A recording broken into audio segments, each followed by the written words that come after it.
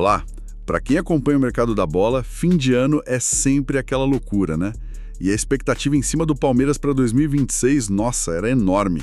Todo mundo esperando uma janela super agitada. Exato. Vendas milionárias, chegadas de peso, só que, pelo que tudo indica, a diretoria está com um plano bem diferente na cabeça. Antes da gente mergulhar nisso, já deixa o seu like e comenta aí de qual cidade você está acompanhando a gente.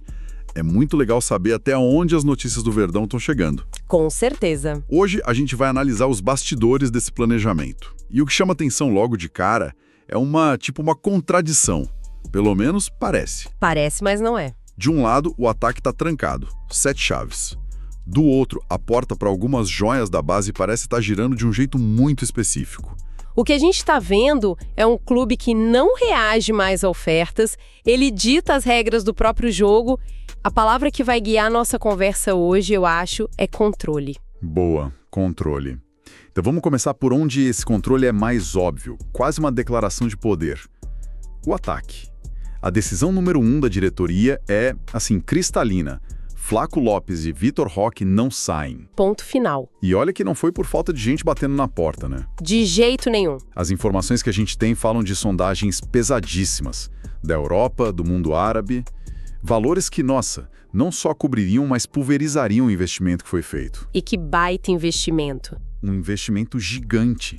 A gente está falando de 35 milhões no Flaco, lá em 2022, e depois aquela operação toda pelo Vitor Roque, 154 milhões por 80% do passe. É muito dinheiro. É muito dinheiro, mas que se pagou em campo e muito rápido.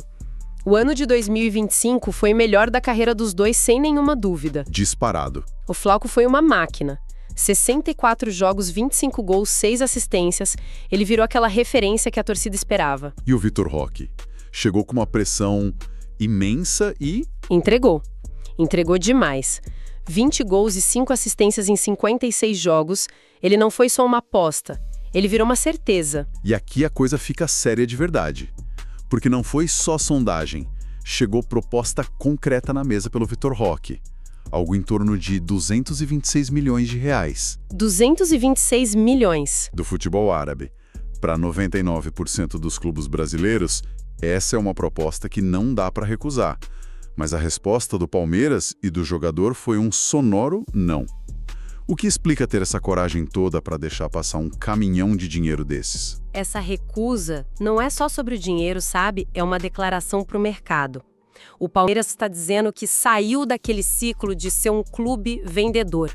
Agora é um clube de projeto. O poder de decisão fica aqui. Exatamente. O poder está nas mãos do clube, não do mercado europeu ou árabe. Isso é o tal do controle na prática. E para o Vitor Roque, o plano de carreira é claríssimo. Copa do Mundo, né? Exato. Ele voltou para o Brasil para ser protagonista, ganhar títulos grandes e carimbar o passaporte para a Copa de 2026.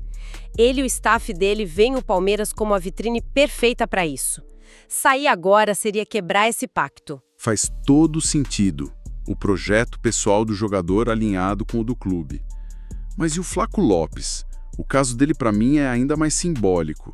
Porque essa confiança toda que o clube tem nele hoje, nossa, nem sempre existiu. Nem de longe. Muita gente, e eu me incluo nessa lista, chegou a achar que era uma contratação cara, que não tinha dado certo.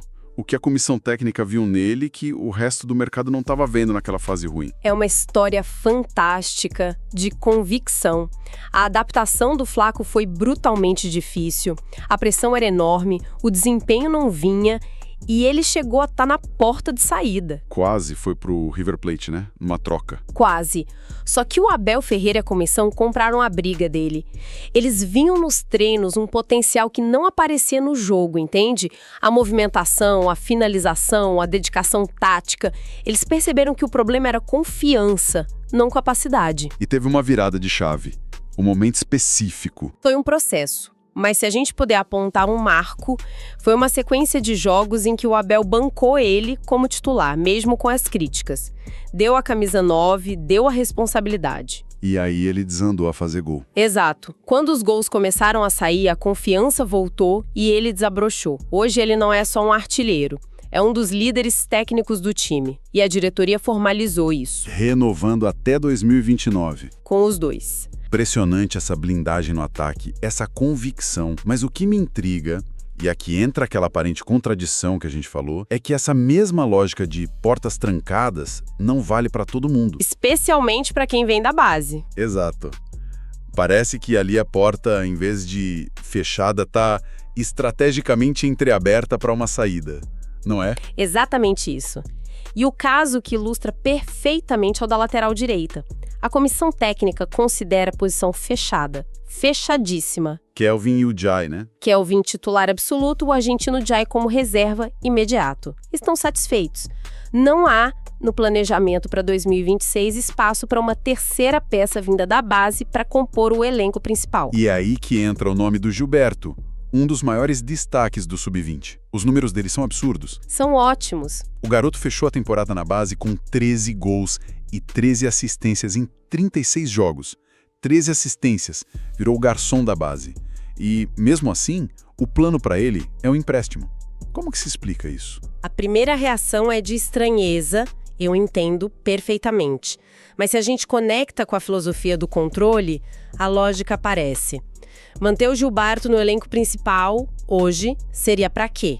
Para treinar, basicamente. Para treinar e, com sorte, jogar uns minutinhos no fim de um jogo do estadual. Isso seria frear a evolução dele. O que ele mais precisa agora, nessa transição, é rodagem, minutos em campo.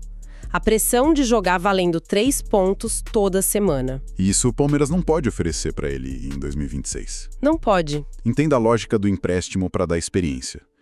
Mas isso não pode ser visto como um sinal de que o clube não confia tanto assim nele. Afinal, outros jovens subiram e ficaram. Hendrick, Luiz Guilherme, Estevão. Qual o risco do jogador se sentir, descartado? O risco existe, claro. E é por isso que a comunicação com o atleta e, principalmente, a escolha do clube de destino são cruciais. A diferença para os nomes que você citou é o contexto da posição. Tinha espaço para eles. Exatamente. Quando eles subiram, havia uma demanda técnica e espaço no elenco. No caso do Gilberto, ele tem 2 jogadores caros e afirmados na frente dele.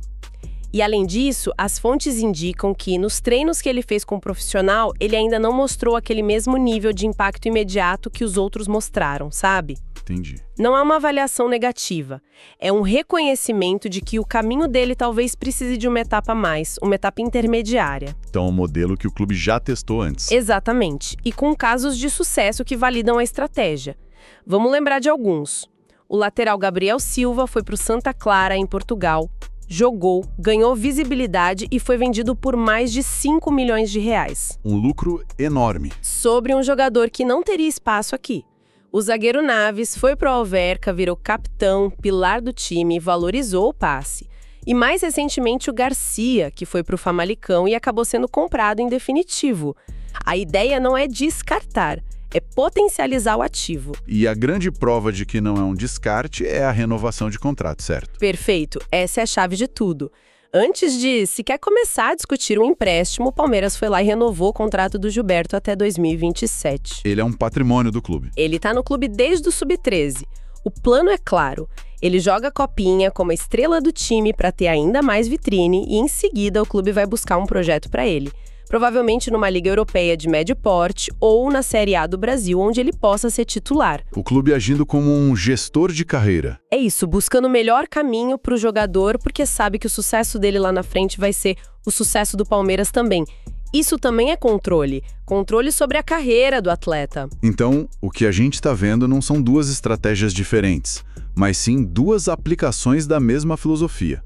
É isso, uma filosofia de ter o controle total da situação. Seja para dizer um não de 226 milhões de reais, seja para planejar o futuro de um garoto de 19 anos. É exatamente esse o ponto. A estratégia é uma só. Ajustes cirúrgicos baseados num projeto sólido. Não é uma revolução a cada janela. A espinha dorsal do time é forte, é madura. Pronta para competir pelos maiores títulos. Não precisa de reformulação. Então, cada movimento é pensado para fortalecer esse núcleo e não para desfazê-lo. No ataque, a conclusão é que perder a dupla de artilheiros seria um golpe fatal no projeto. E na base, a lógica é que segurar um talento sem dar oportunidade é um desperdício, tanto para o jogador quanto para o clube. Exato. E essa filosofia de gestão da base se consolida. Quem não tem espaço imediato ganha rodagem fora, mas sem nunca perder o vínculo. O caso do Gilberto é simbólico. Ele é extremamente produtivo, mas encontra um cenário congestionado. Em vez de travar a carreira do garoto. O clube busca uma solução que, no médio prazo, beneficia todo mundo. Mas esse controle todo, essa postura de donos do projeto, não pode gerar uma certa arrogância ou até uma lentidão no mercado? O futebol é muito dinâmico. Segurar um jogador que recebe uma proposta que pode mudar a vida da família dele, por exemplo, não corre o risco de gerar uma insatisfação interna? Esse é o maior risco do modelo, sem dúvida. Um jogador insatisfeito pode ser um problema sério. E é aí que entra a clareza do projeto e o poder de convencimento da comissão e da diretoria. Não é algo imposto. Não. As fontes nos dizem que essas decisões não são impostas. No caso do Vitor Roque, a recusa foi uma decisão conjunta. O clube apresentou o projeto, mostrou que ele poderia conquistar ficando e o jogador e seu staff compraram a ideia. Eles foram convencidos de que ficar no Palmeiras até a Copa era mais vantajoso a longo prazo do que aceitar o dinheiro árabe agora. Entendi. Não é um controle autoritário, é um controle baseado na sedução do projeto esportivo. Precisamente. E é uma postura que só é possível por causa de anos de organização financeira e títulos em campo. O Palmeiras hoje não precisa vender por desespero para fechar as contas. Essa tranquilidade financeira é a base de tudo. É a base de todo o poder de decisão. É o que permite ao clube olhar para uma proposta de 226 milhões e fazer uma análise fria baseada no que é melhor para o time, não para o caixa. Essa talvez seja a maior vantagem competitiva do Palmeiras hoje.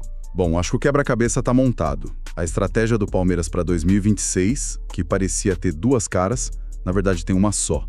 Uma mentalidade focada em proteger seu núcleo vencedor a todo custo. Como a gente vê com a recusa em negociar o Flaco e o Vitor Roque. Tratando eles como pilares insubstituíveis e, ao mesmo tempo, uma gestão inteligente e pragmática dos seus ativos da base. Usando o empréstimo não como um adeus, mas como uma ferramenta de desenvolvimento. Como no plano traçado para o Gilberto. Garantindo que o talento do jogador seja maximizado, mesmo que precise ser fora de casa por um tempo. E essa análise toda nos deixa com uma reflexão, né? Um pensamento para o futuro. O que a gente viu hoje é a consolidação de um clube que, na contramão do mercado, aprendeu a valorizar o projeto esportivo acima do lucro imediato. Uma raridade. E isso levanta uma questão fundamental para o futebol moderno. No mundo cada vez mais dominado por cifras árabes e europeias, qual é o verdadeiro preço que se paga ao desmontar um time campeão? E talvez mais importante, até que ponto a paciência e a estratégia, como essa que vemos no desenvolvimento do Gilberto, não se tornaram o ativo mais raro e valioso de um clube que sonha em se manter no topo?